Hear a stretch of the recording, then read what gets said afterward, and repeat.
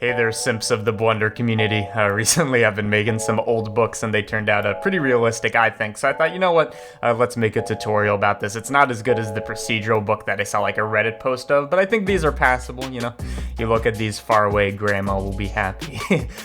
So let me show you how to make an old book. And before we start this, you're just gonna need like two textures that I just found online. So first of all, just go to like Google Images and type in old book cover or anything like that. This is just to get like, you know, the back of it, like the spine and the two faces.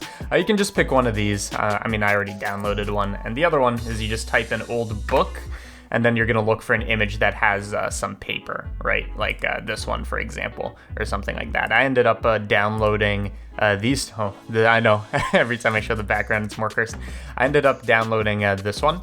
And then for the paper, this one. And these are actually the only two textures we're gonna need to make some very realistic books that actually have variation every time you make them. They're gonna be different colors and have different properties, etc. So without further ado, let's get the show on the road, everybody. So 2.92 alpha, how the fuck are we gonna make a book using the cube? Well, first thing we need to do is take the cube and reshape it to look like a book. And this is some very advanced modeling, some scaling down on the z-axis and up on the y-axis. I know, it's crazy. I'm gonna take these two edges and I'm going to bevel them. By the way, if they like go past each other, you hit C to clamp, so they can't pass through each other.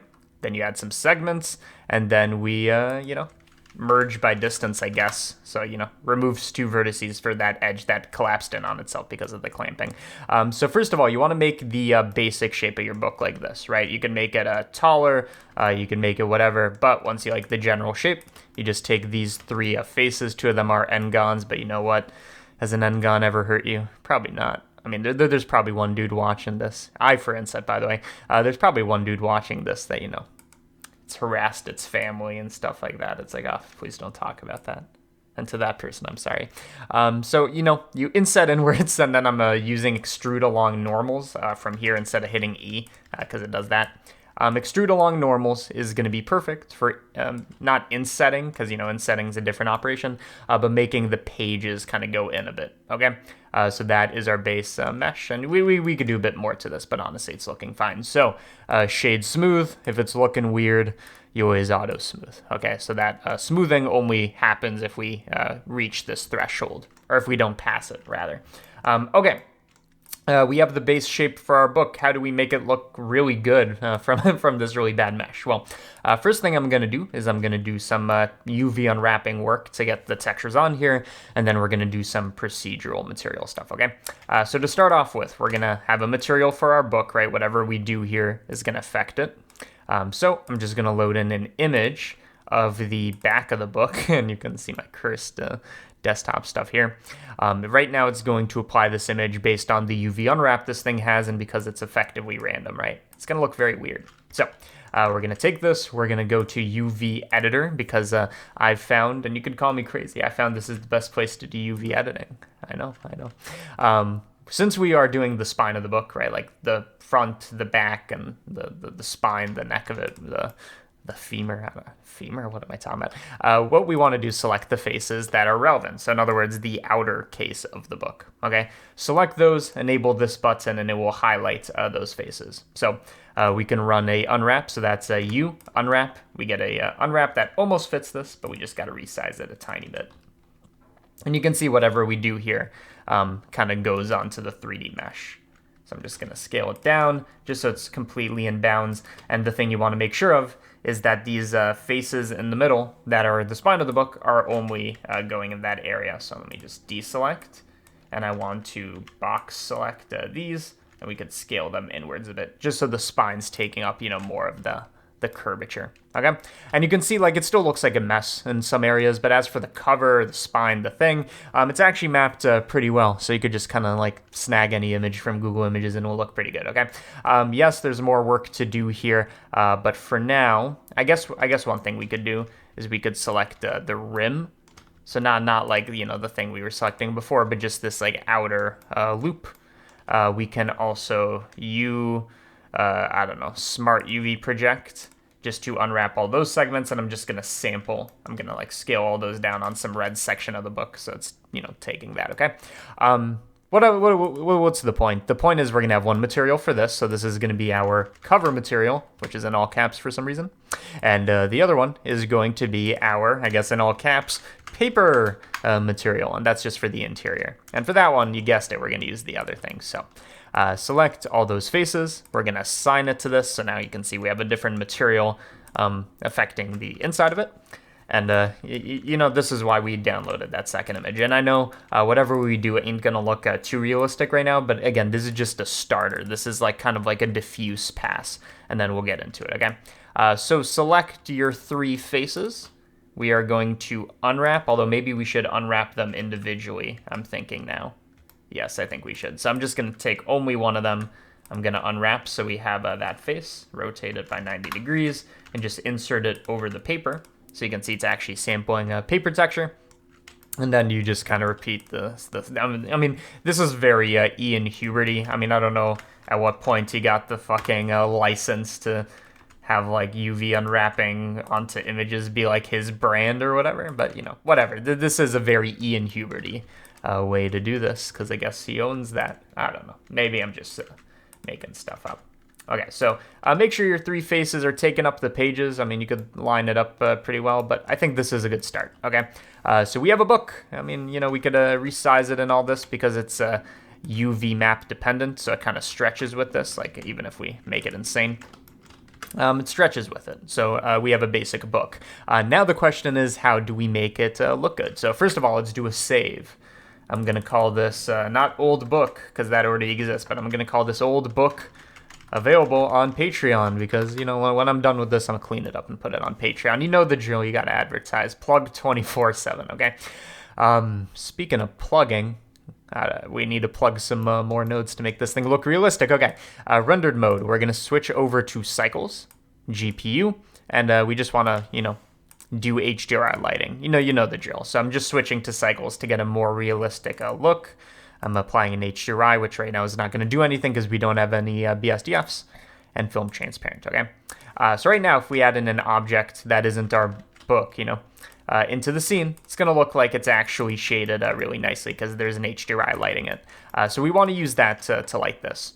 Simple way to do this is we're just going to wedge a principled BSDF in between both of these, right? So we're going to do that here, and then we're also going to do that for the cover. And you can see already now it's reacting to lighting conditions. It's as if it's actually in the scene. However, these BSDF settings ain't perfect. So let's start with the paper because it's easier. For the paper, it should be pretty, especially since it's a old book, and even for new books this is the case. The roughness should be pretty high, right? It should not be very reflective. The older the book, the closer this is to 1, until you get to the point where it's not reflecting at all. But I like to keep it at 0.9 so it's not 1. So first of all, add in roughness. Second of all, we're going to do, I mean, we could generate a normal map, or we could just kind of do a hack, right? Use this image that we're using as the paper to convert this into a bump map, right? Or I guess we're using bump mapping, right? Where we're using this image to make a normal map. So you just plug it into the height, plug that into the normal, and we've generated very easy normal. So this is without, looks very flat. This is with. It's just a nice trick to add a bit of realism. And we can also do the same thing for the cover. So the cover should be a bit more reflective, so 0.7, not as high. And we could also do the bump conversion, which again is another Ian Huberty way to do things, because I guess he trademarked that as well. Okay, for this one, I think the normal should be less intense. It should still be there, but, you know, less intense so it doesn't look like there's like stuff pushing out of the spine and stuff like that. So already we have something that looks more realistic, but we want to make this A, look better, and B, look a bit more custom. So starting with the looking better part of this, one thing I like to do, at least with my experimenting, is I'm going to go into edit mode for this. So anything we add is actually part of this mesh, right? I'm going to add in a plane, and the idea of this is I'm going to make some like loose paper that's like very slightly hanging out of here. So, you know, just have a plane sticking out of the book. We can make it way smaller. Just as if, like, you know, this isn't like perfectly bound. We have some pages that are like sticking out of it. So, and for this plane, by the way, we're going to assign the paper material and make sure that it's, you know, taking up a small section of the page texture. So you could just scale to 0 to do that. And you can see it's just going to sample a color, right? Because if you take your UV island, make it 0, it's just going to pick a color from this image. So you can see already this looks pretty good, but we can make it better. So we can Shift D to duplicate, and then I'm just going to move it up and down on the Z-axis. The reason I did the material first is now any new page we add is going to have that material assigned. So you just want to like vary these up a little, just so it doesn't look exactly the same. And you can see it already looks pretty good. You don't want to be outrageous with this because, you know, it looks outrageous. So it should only be sticking out a bit, or the other way to go about this is if you do want it to stick out a lot, you just have to add a lot of these so it doesn't just look like there's one random plane sticking out. So I'm just going to add in a bit of variation. Hopefully we can get something that looks like feasibly realistic. So just moving, rotating, scaling. It's a bit outrageous, but I think this is, you know, a good little addition. So I'm just gonna maneuver these a little. You could do it, you know, better for your project, but you can see now there's a paper sticking out of here, and it looks pretty cool. Okay. Next, to make this thing look even older, you know, it should be like a dirty book. You understand what I'm saying, right? Let's make this a bit longer, right? It should have some dirt, some grime, some stuff like that, and that should show up. Okay. To do that, we're gonna go to the cover. We're going to add in some noise because this is like the only way to add in dirt apparently, right? So we're going to take a noise texture. We're going to filter it. The reason we do this is so that we have areas that are pretty much all dirt and areas that aren't dirt. So we're going to bump up the detail, bump up the roughness just so it's a little less uniform. And what I want you to imagine is that we're going to overlay dirt wherever this is white, this mask, okay? So pick your settings. And then what we're going to do is we are going to, first of all, we need to incorporate this into a lot of areas of our BSDF. But first of all, we are going to mix our diffuse, our base color, with this factor. So plug this in right here. So you can see right now we have like dirt here, but the color should be something more, you know, red, dark red kind of stuff, okay? So we've overlaid some dirt, and again, this is procedural. You can like mess with the settings on the fly, but it should be affecting some more stuff. So for example, let's add in another color ramp. This one's going to control the roughness. The majority of this book should have roughness 0.7 or something. However, the areas with dirt, again defined by this mask, should have a roughness of 1, let's say. So right now it's kind of like inverted. You can see it's looking ridiculous, right? So the majority of this book, the black area, will have a roughness of 0.7. So this is why we added the color ramp just to control it. And the rest of it will have 1. And we could even make the base book, right, a little more shiny. Just so we have some nice variation. Additionally, just to make this dirt pop out a bit more, we could use, again, that same bump trick. So we can add in our noise right before the bump happens, and you can make it more intense by multiplying this part of the chain. So whenever you see add, I just want you to think incorporate or include more bump, right? So we can multiply this by something like 10, and then you can see it's like starting to be more visible. I don't know if you're actually seeing it, but you know, this is the before and after. There's just a bit of normal mapping being added. It gets more intense if we increase the strength, right? It actually looks like dirt. But you could just increase this multiplier until you like the result. So this is a good way to add in a bit of dirt, to randomize this so that every time we add in a new book, the dirt isn't exactly on the same place, right? You take this noise texture, you make it 4-dimensional, so the seed value, probably easier to see this way, the seed value is going to create different dirt patterns for different things, right? We want that to be, not instanced, but we want that to be controlled, rather, with the parameter of, like, random, right? So you go to object info, you go to random, you connect it. So this time, every time we add in, you know, a new book, it's going to be kind of hard to tell, but the dirt is in a new place, because each one has a different ID, a different, like, random number assigned to it, okay? We can also vary this in another way by just changing the color, and this is a nice way to get free kind of variation that looks really good, but doesn't take much. So hue saturation just for the texture, right? If we change the hue, it's going to change the color of the cover. Of course, we don't want it to be like so ridiculous away from 0.5 because then it looks weird, right? But we could just add in a tiny bit of variation. So I'm going to do math. And apparently there's this thing that was added a while ago, multiply add. I haven't used it in recent memory. But it's so useful, right? Because it combines multiplication and addition into one operation. So the point is, you take your random, we're going to multiply it. In other words, how much variation, how much standard deviation should there be? Let's say something like 0.1, so it can only go at least plus or minus 0.1 away, and we're going to add that to 0.5. Again, what's the point of this? Originally, we have a hue of 0.5, so I'm putting it here, so we're going to add 0.5, and then also add in a variation of this random multiplied by 0.1, right? So it's limited. So if we now make a bunch of books, you can see each one's going to be a slightly different color, although none of them are that different, right? If I was to increase the, let's move these away from each other so we can see. If I was to increase this to something like 0.3, you're seeing now we're getting some green books, some blue books, etc. So I don't want it to look ridiculous. So just make a stack. We're going to rotate one book this way. We're going to rotate one by 180 degrees. And the secret nobody tells you is that no matter how bad your model is, if you just stack it, it will immediately look more realistic because it's like, wow, that's a lot of detail right there. So let me just raise that up a little bit.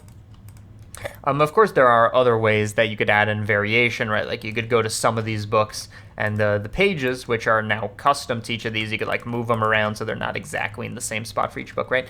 There's a lot you can do for this, but in general, these are the main tricks. Let me get rid of this light.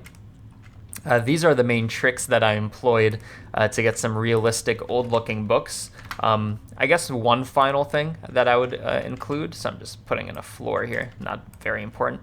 One final thing I would include here to make this look a bit more realistic, and then you got to look at old books as reference to judge this, but for the paper texture, same kind of operation, hue saturation, I'm just going to saturate it a little.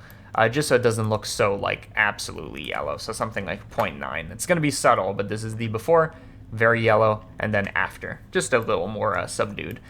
So yeah, there's a lot more things you could do to increase the randomness, but in general, I mean, these are the techniques I used to make the old books. Let's go back to the original, and look at that. I mean, they're pretty much the same thing. Maybe this one I played with the contrast a bit and whatever, but you know what? Looks pretty good. So either way, that's the end of the tutorial as I awkwardly stutter my way out of here. Of course, this blend file, I'm going to clean it up a bit, give these things nice names, and clean up the materials. Blend is going to be available on Patreon if you want to get this file or you just want to like mess around with the parameters or whatever. All the people you're seeing on the right now, these credits are active patrons, something like 670. It changes every month. They get blend files. You can download any blend file I've ever uploaded to Patreon with just a 1-month subscription. Exclusive tutorials that I'm going to make a bit later in the month because I haven't gone around to it yet, but I do make them every month. Behind the scenes, early access, some renders that people see before anybody else, stuff like that. If this interests you, it exists over on Patreon. You don't need to do it, but if you want to support CG Matter Default Cube and get those benefits, that is the place to do it. So either way, I hope you learned something about making old books. I know this isn't as cool as the procedural result, but the issue with the procedural result I saw on Reddit is the spines and covers didn't look that detailed because, of course, you have to do it mathematically, so you can't have text and all that. But you can literally just swap out the cover image that you find on Google Images, and it's interesting to see how much realism you can get out of only 2 kind of low-resolution images on Google Images. So anyways, hope you enjoyed it. Check out the Patreon if you care. And other than that, I've been the Simp Master, and you've been the Simp. See ya.